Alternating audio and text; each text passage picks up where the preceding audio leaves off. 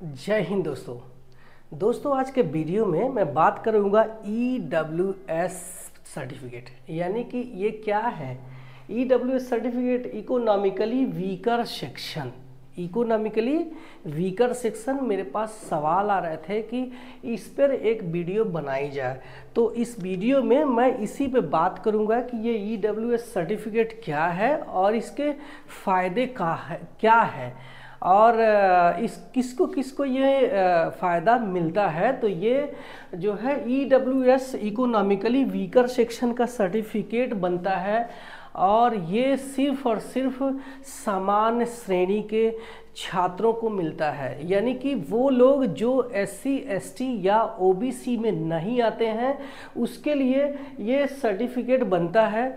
2019 का जब लोकसभा चुनाव था तो बीजेपी गवर्नमेंट ने यानी मोदी गवर्नमेंट ने इस अध्यादेश को पारित किया और ये एक रूल बन गया और इसको जो है संसद में पास करके इसका एक जो है नियम बन गया कि सामान्य श्रेणी के जो है छात्र हैं, जो बच्चे हैं, जो कि गरीब में आते हैं, जो लोग आर्थिक रूप से कमज़ोर हैं, इसके नाम से ही समझ में आता है कि इकोनॉमिकली वीकर सेक्शन, जो आर्थिक रूप से कमज़ोर वर्ग है उसको भी आरक्षण मिलना चाहिए। तो इसमें जो है सिर्फ और सिर्फ सामान्य वर्ग के छात्र आते हैं।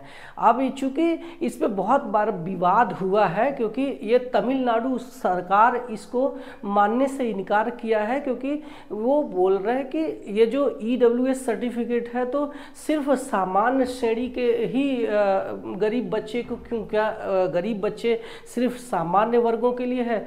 तो इसका जो नाम है इसको इकोनॉमिकली वीकर सेक्शन दिया है, लेकिन ये तो सिर्फ और सिर्फ सामान्य श्रेणी के बच्चों को मिल रहा है, तो ये एक कास्ट का रिजर्वेशन हो गया। तो इस पे बहुत सारे विवाद चल रहे हैं, हम उस विवाद में नहीं जाएंगे क्योंकि जो छात्र होता है वो एक न्यूट्रल होता है, वो पूरी भारत माता का एक सपूत है। तो सारे लोगों की बात करना हमारा धर्म बनता है, तभी हम भारत माता की जय बोल सकते हैं। ठीक है, हमें उस राजनीति में नहीं पड़ना है, हमें सिर्फ और सिर्फ अपने जो है सिलेबस के अनुसार और अपने जो संविधान के अनुसार ही बात करना है कि उसमें क्या क्या चीज़ें मेंशन है। तो ये सर्टिफिकेट आपको समझ में आ गया। ये सर्टिफिकेट सिर्फ और सिर्फ सामान्य वर्ग के छात्रों को मिलता है, SC ST या OBC के लिए ये नहीं है। अब किसको किसको मिलता है ये पात्रता हम देख लेते हैं। यानी सबसे पहले पात्रता क्या होनी चाहिए? परिवार के जो मुखिया है उसकी प्रतिवर्ष जो आय है 8 लाख प्रतिवर्ष से ज़्यादा नहीं होना चाहिए। यानी जो भी छात्र है, जो भी है, उसके जो अभिभावक है यानी जो गार्जियन है, चाहे वो मम्मी हो, पापा हो या फिर कोई नज़दीकी रिश्तेदार जिसको गार्जियन के रूप में बनाया गया है, उनकी जो आय है वो आय 8 लाख प्रतिवर्ष से ज़्यादा नहीं होना चाहिए। और ये आय सैलरी भी इंक्लूड किया जाएगा। उनकी जो कृषि के रूप में अगर उन्होंने खेती करते हैं तो भी इंक्लूड किया जाएगा। इसके अलावा अगर कोई प्रोफेशन में है तो भी सारी चीज़ें मिला करके भी 8 लाख से अगर ज़्यादा होता है तो वो लोग इसको पात्र नहीं है। अब ये ज़्यादातर जो है जिनके परिवार में कोई नौकरी वाला है, ज़्यादा सैलरी है, तो उसको छोड़ के ज़्यादातर लोग इसका फ़ायदा ले रहे हैं और उसका EWS का फ़ायदा ले रहे हैं। अब इसमें जो है क्या क्या फ़ायदे हैं, तो फ़ायदे की बात करूँ तो आपको जैसे आपने जो रिजर्वेशन देखते हैं SC ST OBC के लिए जो रिजर्वेशन दिया गया है नौकरी में, स्पेशली सेंट्रल गवर्नमेंट की नौकरी की मैं बात कर रहा हूँ, क्योंकि स्टेट गवर्नमेंट में जो रिजर्वेशन है वो अलग अलग है। जहाँ पे आप अगर हरियाणा में जाएंगे तो जाट आंदोलन चल रहा है, वहाँ भी आरक्षण की मांग की जा रही है। वहीं अगर हम राजस्थान की बात करें तो वहाँ पे गुर्जर आरक्षण की मांग की जा रही है। तो राज्यों में जो स्थितियाँ हैं अलग अलग है। सेंट्रल में जो स्ट्रक्चर है इसी तरीके से है कि ओबीसी के लिए 27% है, एससी के लिए 15% है और एसटी के लिए 7.5% है। तो ईडब्ल्यूएस के लिए भी 10% का आरक्षण मिल जाता है। इस तरीके से जब हम टोटल मिलाने जाएंगे तो ये हमारा हो जाता है 59.5%, यानी 100 में से 59 सीट रिजर्व हो गई है। इतना रिजर्व हो गई है। अब इसके बाद जो सीट बचता है उसके लिए अनरिजर्व क्वालिफाई कर सकते हैं। ये अनरिजर्व के लिए है 40.5%। तो जो लोग इस कंफ्यूजन में हैं कि ये जो 40.5% है ये सामान्य वर्गों के लिए है, तो वो गलत सोचते हैं।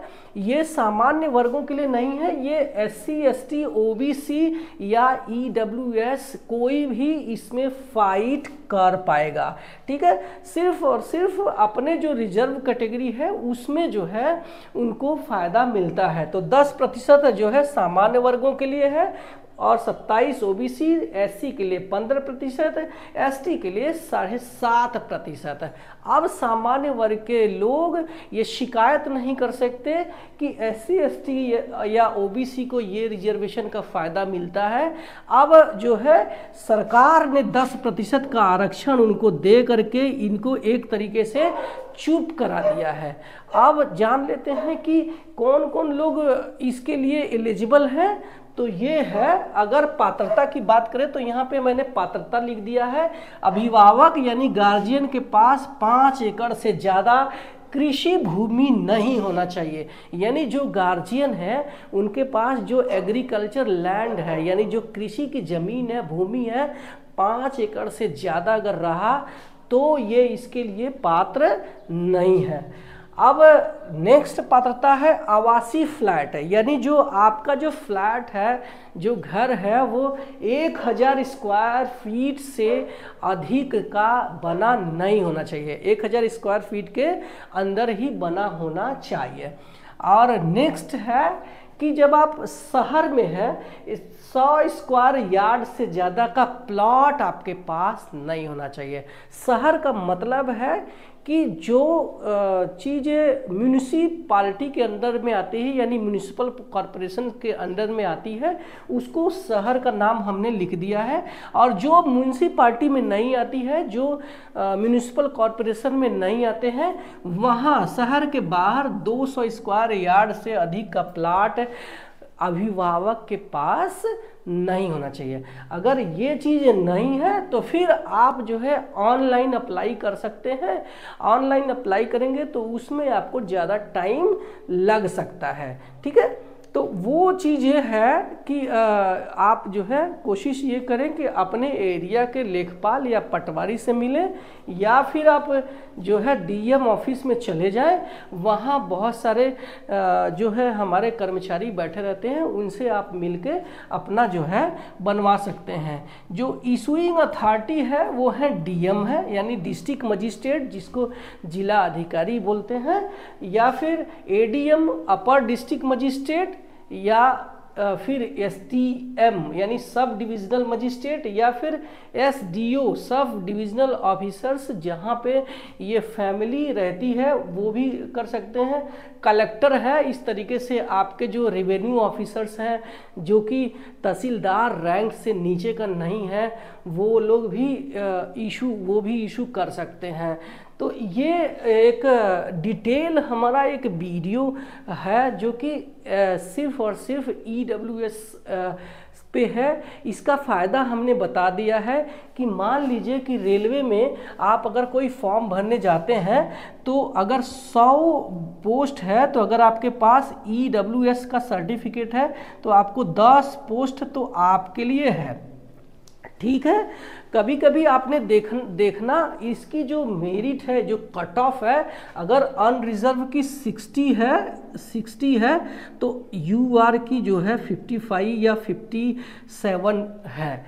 तो अगर आप ईडब्ल्यूएस में क्वालिफाई नहीं कर पाते हैं तो आप अनरिजर्व में नहीं कर पाते हैं, सॉरी, अगर आप अनरिजर्व में क्वालिफाई नहीं कर पाते हैं, मान लीजिए आपने कोई परीक्षा दिया जिसमें जो 100 मार्क का है और 75 यूआर यानी अनरिजर्व की चली गई है, तो अगर आप अनरिजर्व में क्वालिफाई नहीं कर पाए तो आपका जो है जो ईडब्ल्यूएस की कट ऑफ है, मान लीजिए 62 है, तो आप उसमें आ गए।